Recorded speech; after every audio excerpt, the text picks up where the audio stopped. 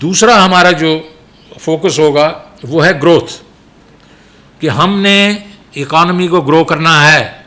Economy की growth ज़्यादा होगी, उसमें सारी चीज़ें जो हैं, एम्प्लॉयमेंट भी होती है, उसके बीच में रेवेन्यूज़ भी होते हैं, उसकी वजह से मतलब लोगों की इनकम्स भी बेहतर होती हैं।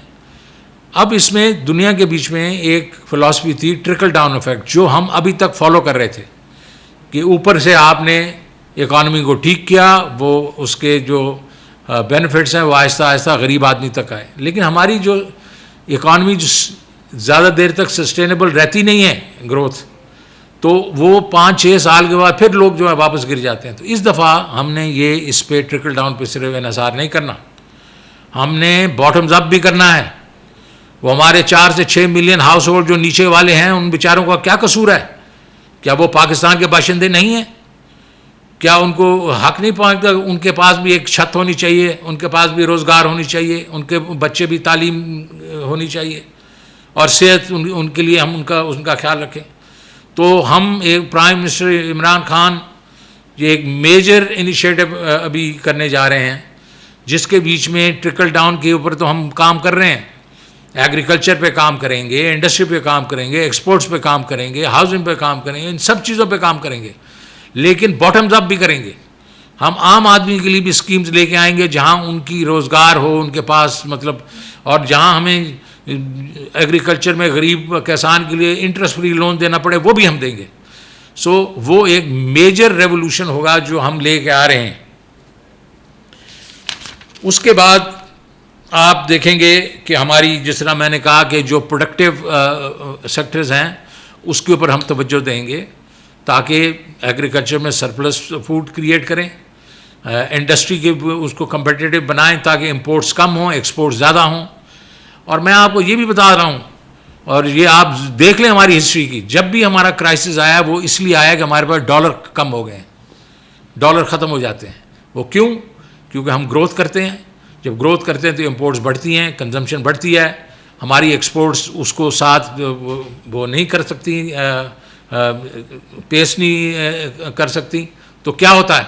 डॉलर कम हो जाते हैं, और फिर हम एक क्राइसिस में चले जाते हैं, फिर IMF के पास चले जाते हैं। तो इस दफ़ा हमें ये ज़रूरी करना है कि एक्सपोर्ट्स एक्सपोर्ट्स एक्सपोर्ट्स, और ये जो है इस वक्त तक जो हमें ज़ाहिर है हम लोगों ने जो एक्सपोर्ट बढ़ रही हैं, लेकिन और बढ़ाना है हमने। हमारी रेमिटेंसेस ने हमें इस वक्त तक सहारा दिया हुआ है, और ये मैं कहूँगा यकदम ये रेमिटेंसेस क्यों बढ़ना शुरू हो गई हैं, ये FATF का भी एक वजह है और कोविड की भी वजह है, लेकिन एक सबसे बड़ी वजह यह है कि overseas Pakistanis love Imran Khan. वो इमरान खान की वजह से पैसे ज़्यादा से ज़्यादा भेज रहे हैं। चले, वो एक हमारे लिए इस वक्त तो हमें उसने संभाला है, लेकिन हमने एवेंचुअली एक्सपोर्ट्स बढ़ाने हैं। हाउसिंग को हमने करना है। क्या वजह है कि पाकिस्तान की मॉर्गेजेस जो हैं वो 0.25% ऑफ GDP हैं, और थाईलैंड 26 है, हिंदुस्तान 10 है, और मलेशिया 36 है। क्यों? तो हमें वो बढ़ाना है, क्योंकि हर आदमी को हमने घर देना है। सो ये हम जब बढ़ाएंगे तो इससे जो है एम्प्लॉयमेंट बढ़ेगी, इससे जो है इंडस्ट्रियल ग्रोथ बढ़ेगी, और सबसे ज़्यादा जो 2-3 अहम चीज़ें हैं जो मैं जो प्रायोरिटी में है, वो है रेवेन्यूज़ बढ़ाने हैं। जब तक FBR के रेवेन्यूज़ नहीं बढ़ेंगे, हमारे पास रेवेन्यूज़ नहीं बढ़ेंगे, हुकूमत हमेशा मकरूज़ ही रहेगी, और फिस्कल डेफिसिट जो हैं वो कम नहीं होंगे, और जो है प्राइवेट सेक्टर को क्रेडिट नहीं मिलेगा। तो रेवेन्यूज़ रेवेन्यूज़ रेवेन्यूज़ ये और एक बहुत क्रिटिकल चीज़ है जो हमने बढ़ाना है। फिर फाइनेंशियल सेक्टर में हमारा ख्याल है कि हमारा बैंकिंग सेक्टर बहुत एफिशिएंट है। अगर बहुत एफिशिएंट है तो ये क्या वजह है कि हमारे इस वक्त जो मनी सर्कुलेशन है, जो पैसे जो बैंकों में नहीं है वो 42% है। इसका मतलब लोग पैसे बाहर लेके बैठे हुए हैं। अगर हम इतनी एफिशिएंट हो तो वो कम से कम बैंकों में रखें ना पैसे, और कम से कम प्रोडक्टिव यूज़ हो उसकी, तो वो हम देखेंगे करेंगे। दूसरा ये है कि पूरे मुल्क से पैसे इकट्ठे होते हैं और 9 शहरों में खर्च हो जाते हैं 85%। ये नहीं होना चाहिए। KPK का अगर सेविंग्स है तो KPK में ही खर्च होनी चाहिए। बलूचिस्तान की सेविंग्स है तो बलूचिस्तान में ही खर्च होनी चाहिए। Similarly north Sindh, south Punjab, Azad Kashmir, हमने इसको ठीक करना है। सो ये सारी चीज़ें जो हैं ये जब हम ठीक करेंगे तो हमारा ख्याल ये है कि ये 6% ग्रोथ इंशाल्लाह होगी, लेकिन हमने इंक्लूसिव एंड सस्टेनेबल ग्रोथ करनी है। सबके लिए ग्रोथ होनी चाहिए, गरीब के लिए, मिडिल क्लास की ग्रोथ होनी चाहिए, और ये उस वक्त होगी जब हम ये फंडामेंटल अपने जो हमारे जो फॉल्ट लाइंस हैं इसको ठीक नहीं करेंगे। ये हुकूमत पहली दफ़ा बहुत अरसे के बाद जब से प्लानिंग कमीशन टूटा 60s का, अर्ली 70s में, उसके बाद ये एक बड़ी प्लानिंग एक्सरसाइज कर रही है, फोकस्ड है और उस पर अमल करेगी। शुक्रिया।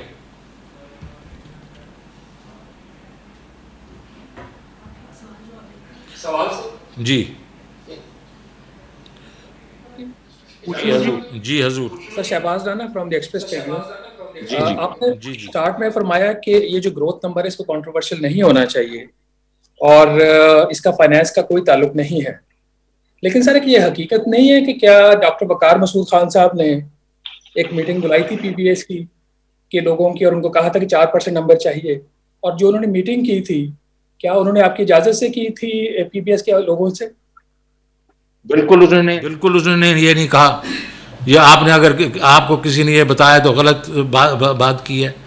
वकार मसूद साहब जो हैं वो कभी ऐसी मीटिंग ना बुलाएंगे ना ऐसी बात करेंगे। मैं आपको बता दूं, मैं वो शख्स हूँ जिसने 2009 के बीच में एक टेक्निकल असिस्टेंस ली थी और कहा था कि पीबीएस जो है वो इंडिपेंडेंट होना चाहिए, उसका जो बंदे भी होने चाहिए वो भी बाहर से, चंद बंदे बाहर से लेके आएँ, और उसकी रिपोर्टिंग गवर्नमेंट की ये डिपार्टमेंट्स में नहीं होनी चाहिए।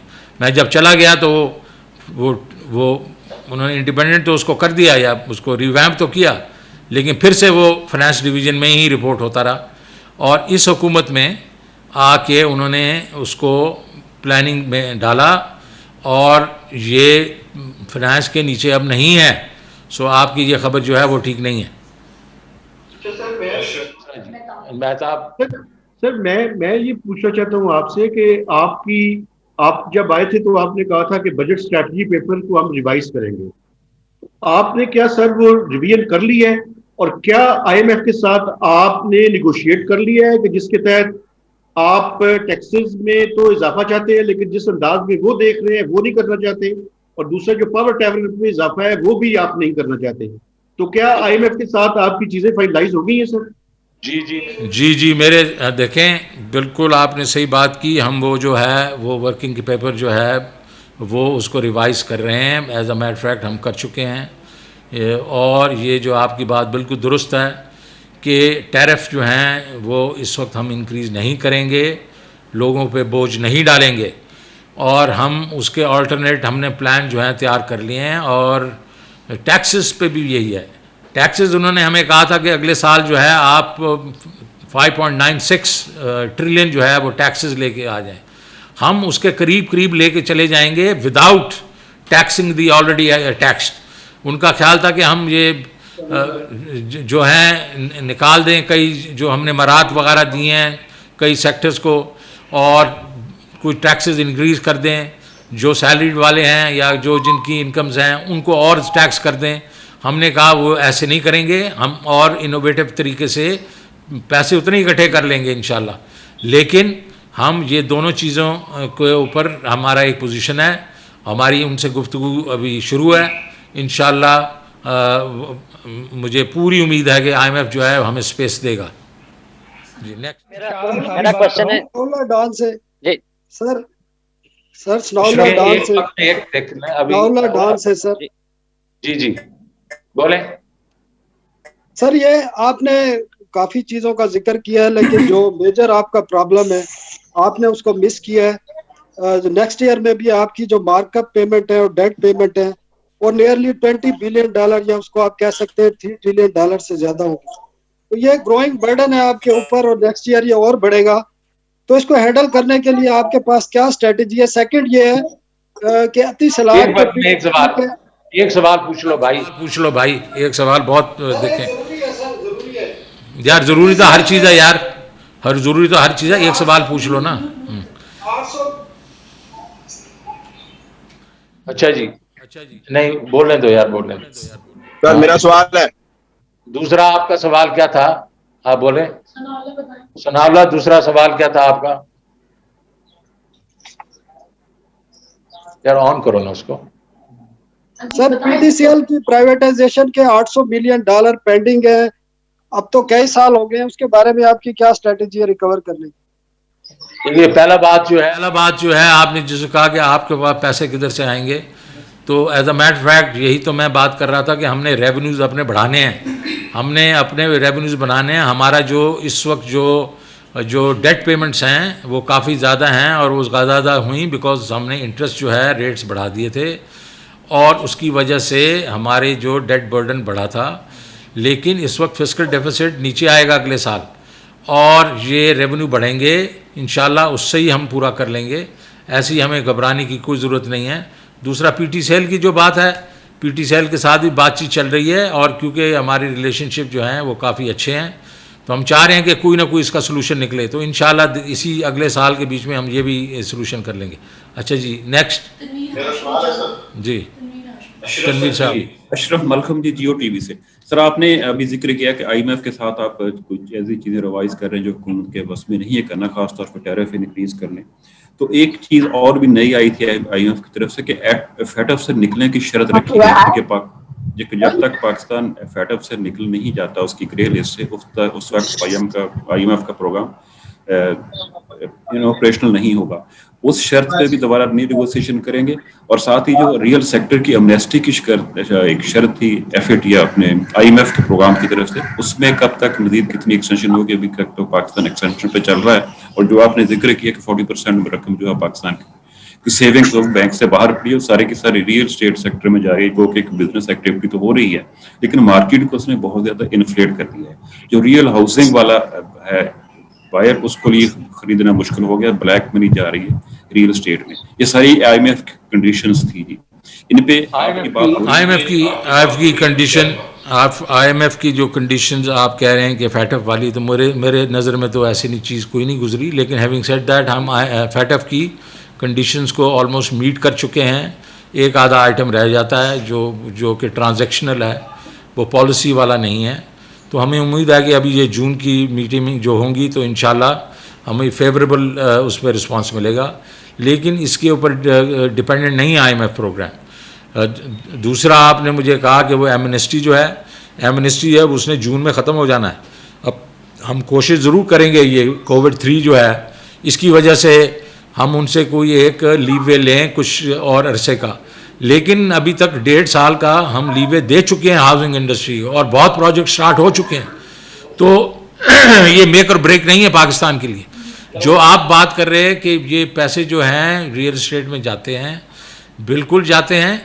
हम चाहेंगे कि ये रियल एस्टेट से मतलब ये इनफॉर्मल इकॉनमी से निकलें, उसके लिए हमने ये प्रोग्राम्स दिए थे। बट ये एक ऑन गोइंग चीज़ होगी, क्योंकि इस वक्त मैं आपको ये भी बता दूं कि इस बजट में हम जो है बड़ी लीनियंसी दिखाएंगे इन टर्म्स ऑफ हरासमेंट हम ख़त्म करेंगे, और ये चाहेंगे कि लोग जो हैं सेल्फ असेसमेंट करें, और उसकी थर्ड पार्टी ऑडिट जो है वो भी थर्ड पार्टी होनी चाहिए। जिस तरह मैंने 2009 में कहा था, अभी भी वैसे करेंगे। लेकिन उसकी एक दूसरी साइड भी होगी।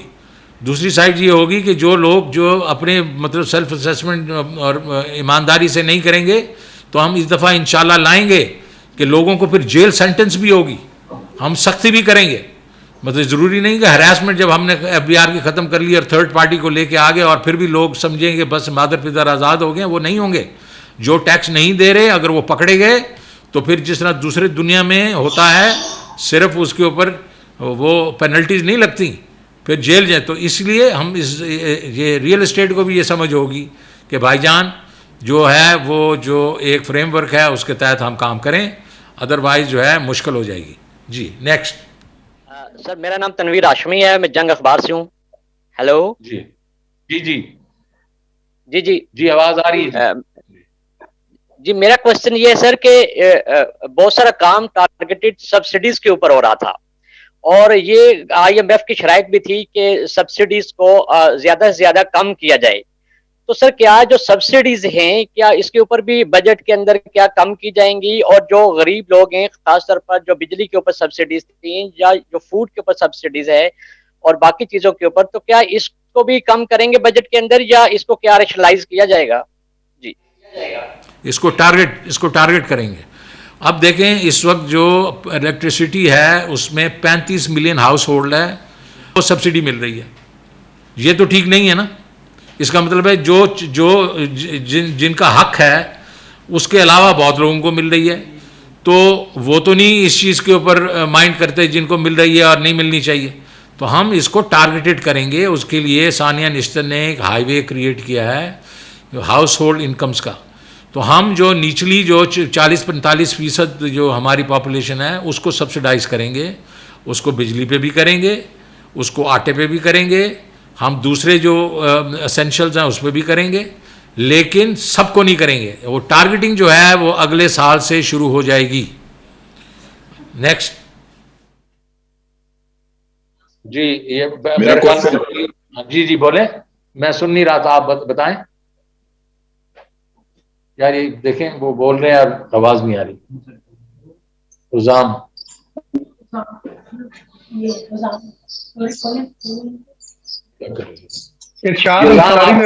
मेरी आवाज, आपकी आवाज नहीं आ रही थी, आप फिर से बोल रहे हैं प्लीज। अब आ रही है आवाज तरीन साहब? आ रही बिल्कुल आ रही। अच्छा, इरशाद अंसारी मेरा नाम है सर, मैं एक्सप्रेस से मेरा ताल्लुक है, एक्सप्रेस टीवी से। अच्छा सर, एक तो ये कि क्या ये अभी आप वर्किंग पेपर भी जो है वो रिवाइज कर रहे हैं, और बाकी भी अभी आप कल से मेरा ख्याल है कि IMF और वर्ल्ड बैंक के साथ मीटिंग करने जा रहे हैं, और बाकी बिजनेस कम्युनिटी और दूसरे स्टेक होल्डर्स से आपकी मीटिंग जारी है।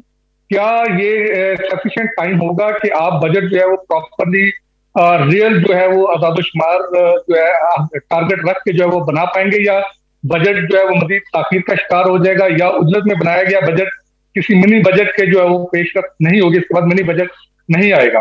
तो दूसरा सर मेरा इससे मुताल्लिक एक छोटा सा आपसे क्वेश्चन है कि ये आपने लास्ट टाइम भी ये आपको कराया जाता था कि आपने NFC अवार्ड दिया था, और उसके बाद से अब पूरी NFC चल रहा है, और अभी तक जो है वो NFC शौकत अजीज साहब हफीज शेख साहब ने बनाया, लेकिन उस पर कुछ नहीं हो सका। अभी फिर आप जो है वो वज़ीर खजाना है, तो क्या NFC पे भी कुछ करेंगे? क्योंकि सूबों का जो है वो इसमें बाद लोगों का ख्याल है कि पिछले NFC में कुछ आपने जो है वो फार्मूला बनाते हुए कुछ इसमें गलतियां हुई हैं सूबों के हवाले से, तो क्या उसको आप जो है वो रिवाइज करेंगे? नए NFC पे भी कोई चीज बातचीत होगी? देखिए जी, पहली बात तो ये है कि हम तैयारियां शुरू हैं। ये नहीं है कि अब हम लोग ने तैयारियां शुरू नहीं की। मैं थोड़ा सा ज़ाहिर है बीमार हो गया, लेकिन इस वक्त पूरे फुल स्विंग में है बजट की तैयारियां, और इंशाअल्लाह एक कॉम्प्रिहेंसिव, एक वेल थॉट आउट बजट हम देंगे जिसमें out of the box solutions होंगे, और वो जो है जून के अवाइल में ही हम इंशाल्लाह दे देंगे। अभी इस वक्त जो डेट आ रही है वो तकरीबन जून 11 की आ रही है, तो इंशाल्लाह देंगे। और इसमें आप देखेंगे कि हम ये हैपहैज़र्ड तरीके से नहीं तैयार हुआ, ये बड़े एक्सपीरियंस लोग बैठे हुए हैं हमारे मिनिस्ट्री के बीच में, तो ये तो होगा। दूसरा NFC की बात की तो जी NFC के बीच में कोई ऐसी वो उजलत नहीं हुई थी। आपने 50-50 था आपका, सबवेंशन मिला लें, आपने डिवॉल्व की थी बहुत मिनिस्ट्रीज़ प्रोविंसेस को, और वो उसके एडिशनल पैसे दे दिए गए थे उन लोगों को।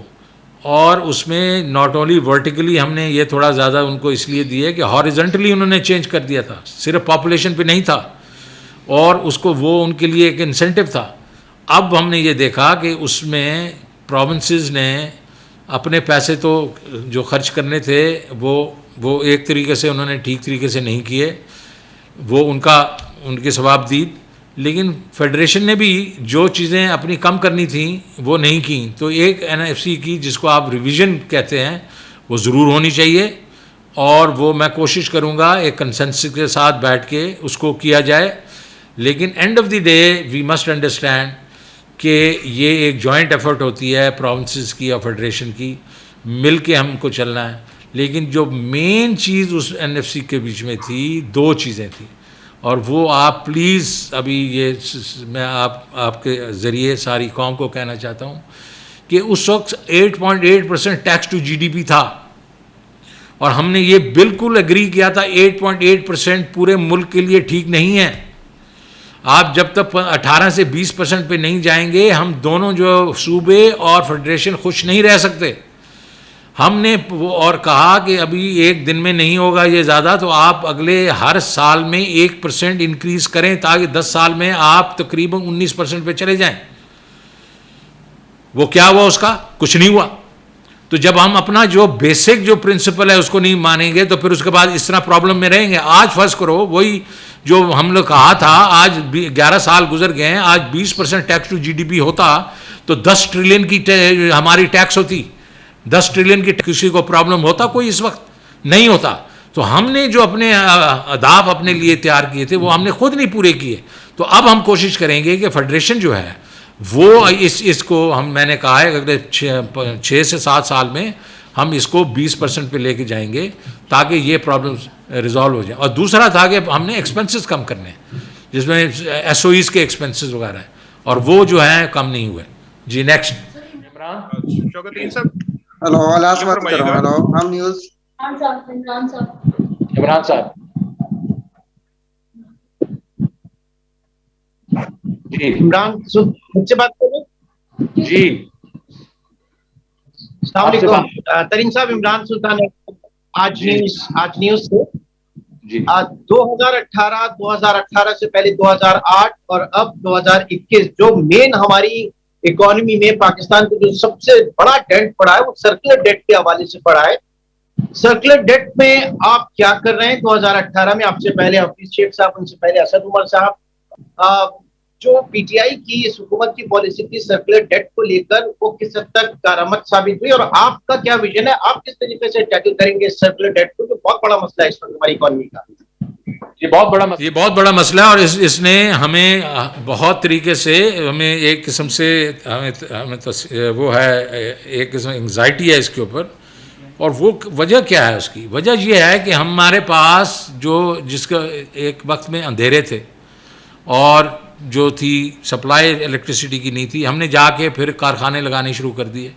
हमने ये नहीं सोचा कि हमें कितनी इलेक्ट्रिसिटी की ज़रूरत है या कितनी नहीं है, हमने दबा के लगा दिए।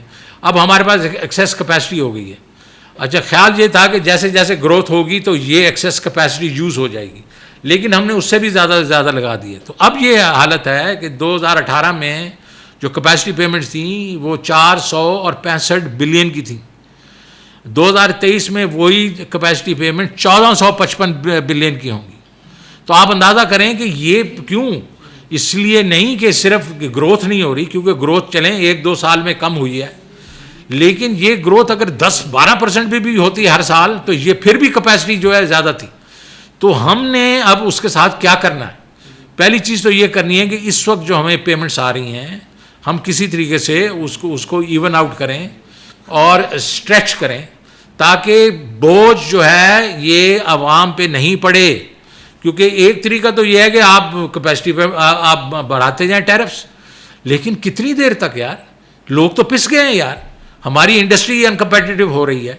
तो हम एक तो ये करेंगे, इनको हम स्ट्रेच आउट करेंगे ताकि ये अगले 3-4-5 साल के लिए हमें कोई वक्फा मिले। उसके बाद जो मेरी स्ट्रैटेजी है और जो मेरे ख्याल प्राइम मिनिस्टर की स्ट्रैटेजी है कि ग्रोथ स्ट्रैटेजी, हम ग्रोथ को ऊपर लेके जाएं, 6-7-8% पे लेके जाएं ताकि ये एडिशनल कैपेसिटी जो है यूज़ हो सके। सो ये एक और कॉम्प्रिहेंसिव प्लान इस पे बन रहा है, हम शेयर करेंगे आपके साथ। जी नेक्स्ट। बोले सर, ये फरमाइएगा कि फैटफ की एक तलवार हमारे ऊपर लटक रही है। जून 2018 से हम एफएटीएफ की ग्रे लिस्ट में हैं। हमने एक्शन प्लान काफी हद तक मुकम्मल भी किया है, लेकिन आप नहीं समझते ये पॉलिटिकली मोटिवेटेड किस्म का एक डिसीजन है? और इस बार जून में जो मीटिंग होने जा रही है, आप समझते हैं कि हम फैटफ की ग्रे लिस्ट से बाहर आ जाएगा पाकिस्तान? देखें, इस दफा मैंने आपको कहा हमने सारी कंडीशनैलिटीज पूरी कर दी। 1-2 ट्रांजैक्शनल हैं और वो मैं एलैबोरेट नहीं करना चाहूँगा इस वक्त, लेकिन हमें उम्मीद है कि इस दफ़ा हम जून में हमारे पास जो केस है वो बहुत स्ट्रांग है कि हमें निकलना चाहिए। लेकिन आपकी बात बिल्कुल दुरुस्त है, ये पॉलिटिकल है, इसमें एलिमेंट है। हिंदुस्तान जो है वो कोशिश कर रहा है दूसरों के थ्रू कि वो हमारे पे प्रेशर डाल सके, लेकिन हम भी हमारे भी कुछ दोस्त हैं, हम उनके थ्रू जा रहे हैं और कह रहे हैं कि देखें हमने तो सारा कुछ कर लिया है, तो इंशाल्लाह उम्मीद है कि ये हम FATF से निकलेंगे।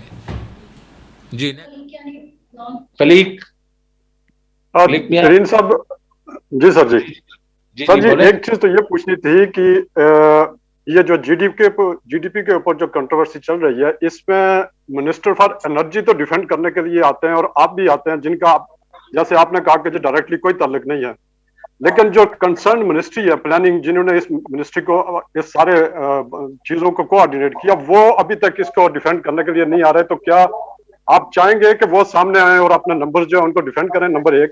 और नंबर दूसरा सर, आप ये कहते हैं कि जी हम रेवेन्यू की एक सिचुएशन है, जितना हम बढ़ा सकते हैं उतना ही बढ़ाएंगे। साथ में जो पावर कंपनियां हैं उनके जो लॉसेज है वो तो अपनी जगह आपने जिक्र भी कर दिया कि जी कैपेसिटी पेमेंट्स कितनी है, और उसके साथ सब्सिडीज भी हैं, डायरेक्ट पेमेंट सर भी है।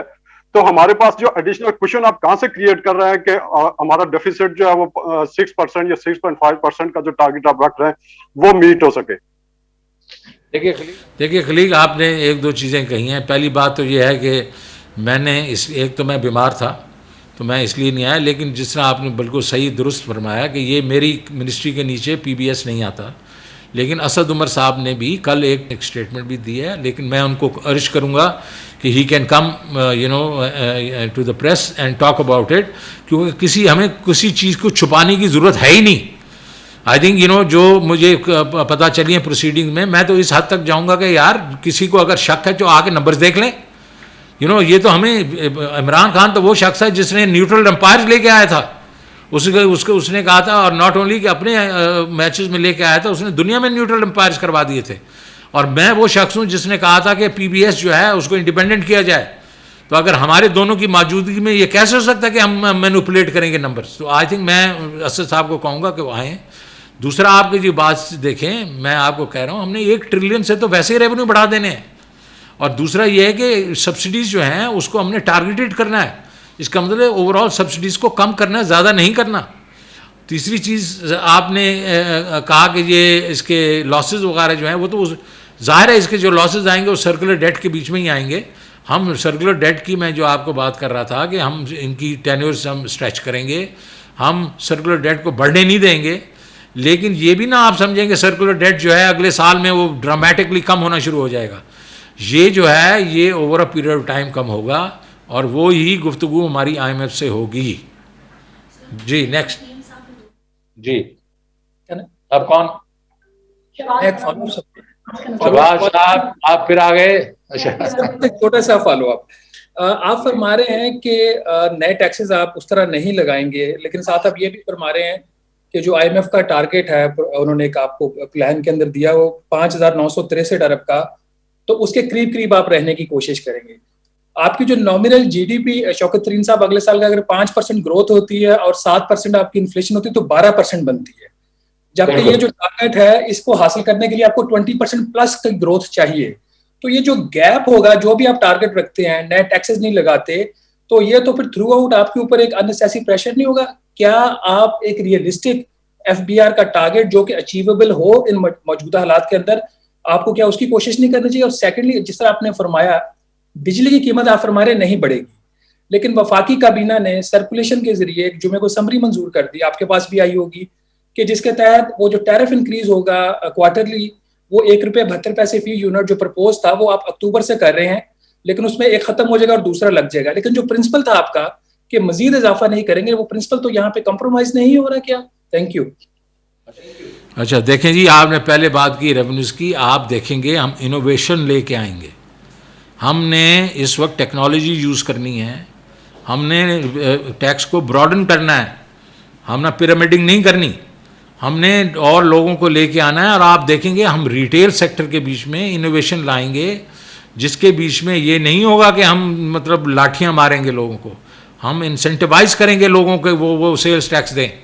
और आप देखेंगे हम इंशाल्लाह प्रोग्राम्स लेके आएंगे जो हमने सिर्फ ये नहीं है कि हम शुरू कर रहे हैं यहाँ, वो ऐसे प्रोग्राम हैं जो और मुल्कों ने किए हैं, तुर्की ने किया है, कोलंबिया ने किया है, बाकी चीज़ों ने जगहों में किया है, तो वो हमें एडिशनैलिटी हमें 20% ग्रोथ दिखानी पड़ेगी हमारे रेवेन्यूज़ में, और इंशाल्लाह करेंगे वो। दूसरी चीज़ आपने जो बात की, हमने कहा था हम टैरिफ इंक्रीज़ नहीं करेंगे, ये सब्स्टिट्यूशन है, 8 पैसे सिर्फ इंक्रीज़ होगा। ये हमारा एक लॉ बन गया है, ऑटोमेटिकली नेपरा के जो क्वार्टरली हैं वो हमें करने पड़ते हैं, उसको कॉम्पनसेट करने के लिए हमने दूसरी जगह से कम करके, तो we are not increasing the tariff. ये हमारा वादा है और ये वादा रहेगा, और इंशाल्लाह इमरान खान का ये वादा है अवाम के लिए कि हम ये जो महंगाई है ये टैरिफ्स के थ्रू, आपने देखा कि हमने पेट्रोल प्राइसेस जो हैं, ये जब से मैं आया हूँ मैंने इंक्रीज़ ही नहीं की, मैंने जो PDA जो पेट्रोलियम लेवी है उसको कम कर दिया है, सेल्स टैक्स कम कर दिया है। क्यों कर रहे हैं ये हम? हालांकि IMF नहीं चाह रहा कि ये करें, वो तो चाह रहे हैं कि ज़्यादा हो, लेकिन इसलिए कि हम अवाम के ऊपर बोझ नहीं डालेंगे। Okay, thank you very much gentleman, thank you. वफाकी वज़ीर ख़जाना शौकत तरीन की न्यूज़ कॉन्फ्रेंस इस्लामाबाद में उन्होंने कहा कि हुकूमत आम आदमी की फलाह व बहबूद के लिए काम कर रही है, बरामदात बढ़ाने के लिए अमली इक़दाम किए जा रहे हैं। मज़ीद उन्होंने कहा कि जून के अवाइल में वफाकी बजट पेश किया जाएगा। मुआशी शरह नमो के हवाले से उन्होंने बात की। उन्होंने कहा कि 3.94% है और IMF इस बार सख्त रवैया अपनाए हुए है। कोरोना के बावजूद मुआशी इस्तेहकाम के लिए मुख्तलिफ शुबों में काम किया, जिसमें ज़राअत, सनत और तामीरात नुमायाँ हैं। वफाकी वज़ीर ख़जाना शौकत तरीन की न्यूज़ कॉन्फ्रेंस इस्लामाबाद में जारी थी। उन्होंने सवालात के जवाब दिए और कहा कि 12 सेक्टर्स में तवील और कलील मुद्दत मनसूबाबंदी की गई है, और कोविड-19 के दौरान उन्होंने कहा कि मुआशी पॉलिसी बेहतर रही, और कहा कि हुकूमत आम आदमी के फलाह बहबूद के लिए काम कर रही है। बरामदात बढ़ाने के लिए हुकूमत की जानिब से अमली इक़दाम किए जा रहे हैं, और उन्होंने कहा कि जून के अवाइल में वफाकी बजट पेश किया जाएगा। इसी के साथ ही पाकिस्तान टेलीविज़न न्यूज़ से फ़िलहाल इतना ही।